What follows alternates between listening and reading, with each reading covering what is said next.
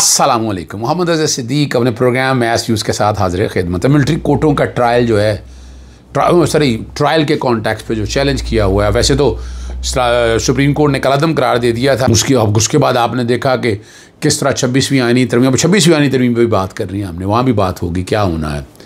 और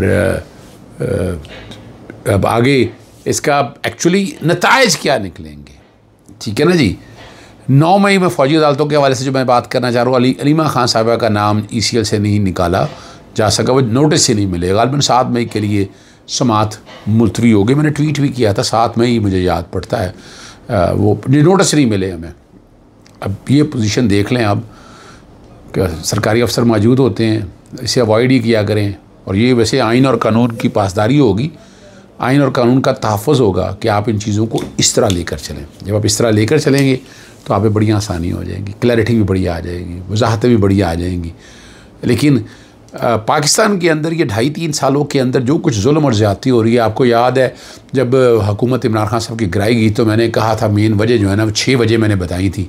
नैब का ख़त्म करना, ECL से नाम निकालना, बंदर बांट करना, और वो सारी की सारी बातें सच साबित हुई हैं, हालात और बात। और अभी हाल देखें अब, यानी वो सारा कुछ तरमीम करने के बावजूद जो तबाही और बर्बादी की हुई है PCL, ECL और PNIL के हवाले से, वो भी अब रिकॉर्ड के ऊपर चीज़ें मौजूद हैं। और हम ये सारा कुछ देख रहे हैं। हमें जो दुख और अफसोस इस बात का होता, आज 144 का केस लगा जिस पर प्रोग्राम रिकॉर्ड करूँ, अभी तक तो केस कॉल नहीं हुआ। यानी ये भी नफाज है अपना नज़रबंदी के अहकाम जारी करना, यानी क्या क्या कुछ नहीं किया। ये रियासत क्या क्या कुछ करती रही है, और क्या ये बराबरी के साथ, यानी आप एक सियासी जमात को कुचलने के लिए क्या क्या कुछ किया गया। ये तारीख़ अगर कोई इसको सही दुरुस्त सिमत में तयन करेगा, कोई लिखेगा, तो ऐसी भयानक तरह ही होगी कि ये आप भूल जाएंगे कि माजी में इतनी सख्तियाँ और तशद्दुद और जुल्म और ज़्यादतियाँ नहीं हुई जो इस दौर के अंदर हुई हैं। ये रिकॉर्ड पे ऊपर चीज़ें हैं। 26वीं आईनी तरमीम के आगाज़ में कहा गया था कि अदलिया की साख दाव पर लग गई है। ये अब सारा कुछ कहते हैं, अब ये बात पुरानी हो चुकी है। और जो लोग कह रहे हैं कि अदलिया की जो है ना तबाह बर्बाद हो चुका है, ये सारे मामला, सारा निज़ाम। इस्लामाबाद के हाईकोर्ट के जजेस जब बाइख्तियार थे तो एक ही फ़ैसला काफ़ी होता था। अब साल या महीने गुजर जाते हैं और मामला हल नहीं होता। 4 अफ़गान भाई जनवरी 2024 से लापता हैं और ताहायल बायाब नहीं हुए। और पहले 8-9 माह से मामला अदालत में ज़ेर बहस रहा। आखिरी समाअत 15 अप्रैल को तब हुई था। वालदा ने कहा था कि मर गए हैं तो बता दें। अदालतों से लोग मायूस हो चुके हैं, ये बातें जो है। और पुलिस से रिपोर्ट जमा कराने के लिए वक्त मांगा था। जस्टिस आसिफ ने रिमार्क्स दिए थे, हमारे पास हर 4 दिन बाद केस आ जाता है कि इस्लामाबाद से बंदा गायब हो जाता है। इस्लामाबाद के डायरेक्टर लीगल ने जवाबी बयान देते हुए कहा कि लोग खुद कहीं चले जाते हैं और तासर दिया जाता है कि बंदा गायब हो गया। लोग वापस में अगर बयान दे कि वो खुद घूमने गए थे। अब लोग खुद कहीं चले जाते हैं या ऐसा तासुर दिया जाता है कि बंदा गायब हो गया। लेकिन आपके सामने अहमद नूरानी के भाइयों के हवाले से, इंतज़ार पंजोता के हवाले से, और बहुत सी मिसालें आपके सामने यहाँ पर मौजूद हैं। और लोगों ने अगर वापस बयान दिए कि खुद घूमने गए हुए थे। इनसे अब सवाल जो है ना, वो जैसे अहमद फराद भी घूमने निकला था, अज़हर मशवानी के भाई भी घूमने फिर रहे थे, फैज़ान उस्मान भी मरी की सैर को निकला था, इंतज़ार पंजोता और ये अहमद नूरानी की वालदा के बाद आज इन 4 भाइयों की वालदा भी गम से निडाल हो गई हैं। और सुना है कि गिर भी पड़ी। ये बड़ा जुल्म और ज़्यादती है। इस जुल्म और ज़्यादती से बचना बड़ा ज़रूरी है। लाहौर हाई कोर्ट में डॉक्टरों की स्ट्राइक के हवाले से केस की समाअत हुई। भी मैंने तो कहा था कि डॉक्टर्स के अगेंस्ट एक्शन लेना है कि बिना, मगर ये तो नहीं कहा था दहशतगर्दी ड्रैकोनियन, यानी एक ऐसी रियासत तो नहीं चाहिए ना कि जो ड्रैकोनियन इक़दाम करे, जो आदमी के आप सांस ही बंद कर दे, उनके 7 AD के पर्चे। और इसका एमिकेबल सलूशन निकालने के हवाले से हमारा मकसद तो ये है कि इसका एक एमिकेबल सलूशन निकाला जाए, जिससे पता चल सके हालात क्या हैं, वाक़यात क्या हैं, असल बातें क्या हैं। और ये सारी चीज़ें मैं रखता होता हूँ कोर्ट के सामने। और हमारी कोशिश होती है कि पॉजिटिविटी की तरफ चीज़ें जाएँ। ठीक है, तो आप रेड जोन एक्ट बना था, आप रास्ता तो देना लोगों को। अब ये तो नहीं है ना कि आप ज़बरदस्ती अभी क्या करें, एहतजाज भी ना करें अपने लिए, अपने हक़ के लिए बात भी ना करें। अपने हक़ के लिए तो बात करनी है ना उन्होंने, और हक़ के लिए बात करेंगे तो हालात ठीक होंगे ना, तभी चीज़ें बेहतरी की तरफ होंगी। लाहौर हाई कोर्ट में मुजफ्फरगढ़ के सहाफ़ी महर इशफाक सियाल के कत्ल केस की समाअत हुई। अदालत ने मुलजमान की ज़मानत मंजूर कर ली है।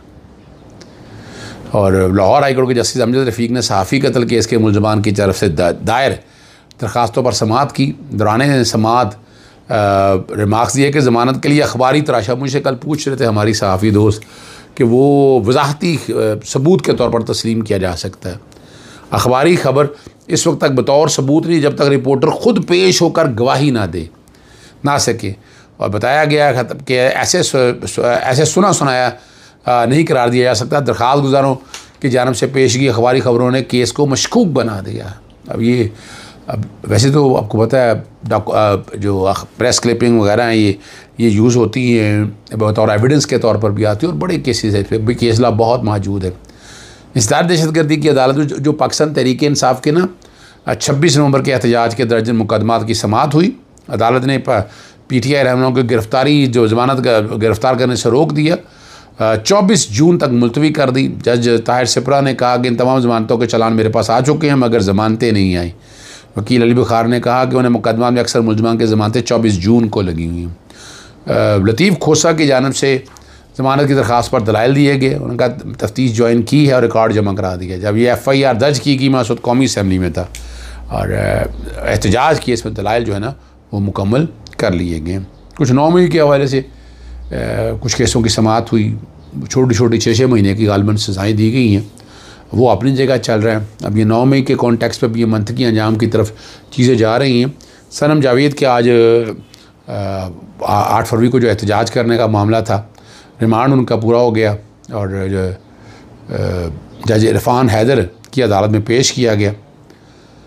थाना इस्लामपुरा में मुकदमा दर्ज किया गया, उन पर तशद्दुद भी किया गया और उनको तशद्दुद की रिपोर्टें भी सारी सामने आ चुकी हैं। ठीक है ना जी। और सख्त बातें की उन्होंने। सख्त बातों का मतलब ये तो नहीं है कि तशद्दुद किया जाए।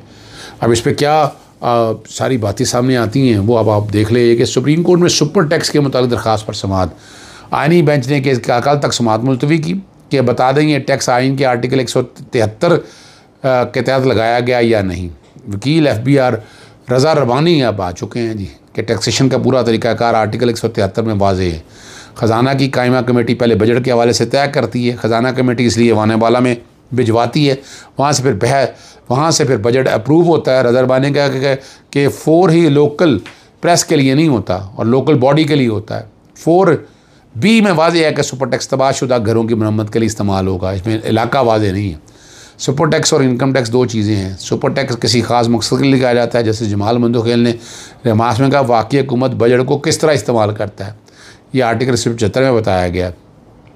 वकील FBR ने कहा कि सुपर टैक्स की रकम पहले वफाकी बजट में जाएगी और 2016 के दिबाचे में लिखा हुआ है कि रकम पहले वफाकी बजट में जाएगी। ये सारी बातों को सामने रखते हुए 9 मई के हवाले से ज़मानत मनसूखी पर अपीलें समाअत करते हुए हुक्म दिया कि इस्दाद जैसे 4 माह में ट्रायल मुकम्मल करे और 9 मई वाक़ई मुलज़िम 20 मुलजमान को सुना दी। मुलजमान के दफ़ा 64 के इकबाली बयान की बुनियाद पर अदालत ने 6 माह कैद 50-50 हज़ार रुपये जुर्माना किया। ये मैंने आपके सामने बात में पहले कर रहा था और ये सामने आ चुकी है। मिलिट्री ट्रायल के हवाले से सुप्रीम कोर्ट का फैसला कल अदम करार देने, जिसमें सुप्रीम कोर्ट ने कहा था कि सिविल का मिलिट्री कोर्ट में ट्रायल नहीं हो सका। आज वो फैसला महफूज हो गया और अटॉर्नी जनरल को 9 मई केसेस के मेरिट पर बात करने से रोक दिया।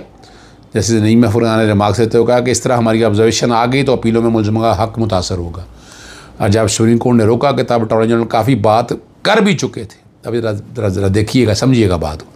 अटॉर्नी जनरल ने अदालतों के केस में सुप्रीम कोर्ट को आगाह करते हुए कहा कि 9 मई वाक़यात के वक्त कोर कमांडर लेफ्टिनेंट जनरल, एक ब्रिगेडियर और एक लेफ्टिनेंट कर्नल को बगैर किसी पेंशनरी बेनिफिट्स के घर भेजा गया। जैसे नईम अफ़गान ने इस्तफ़सार किया कि क्या कोर कमांडर लाहौर घर भेजा गया, उनको गवाह बनाया गया। अटॉर्नी जनरल ने जवाब में कहा कि जब अपीलें आपके पास सामने आएंगी तो पता चल जाएगा गवाह हैं कि नहीं। जैसे नईम अफ़गान ने कहा कि मैं तो ये बात कह रहा हूँ कि आप जवाब नहीं दे सकेंगे, बेहतर ये बातें ना करें। और फ़ैसला जो है वो महफूज कर लिया और कहा यही है कि मुख्तसर फ़ैसला जो है इसी हफ़्ते के अंदर फ़ैसला हमारे को पता है, मैं कोई ज़्यादा बात नहीं करना चाहता, लेकिन ये पाकिस्तानी तारीख़ पे ये फ़ैसला बहुत कुछ ना मिटने वाले नकूश छोड़ेगा। देखना ये है कि ये माजी में किस तरफ चीज़ें जाती हैं, मुस्तकबिल में इसका क्या अमल तय होता है। इजाज़त चाहता हूँ। अस्सलाम वालेकुम। अल्लाह हाफ़िज़। पाकिस्तान ज़िंदाबाद।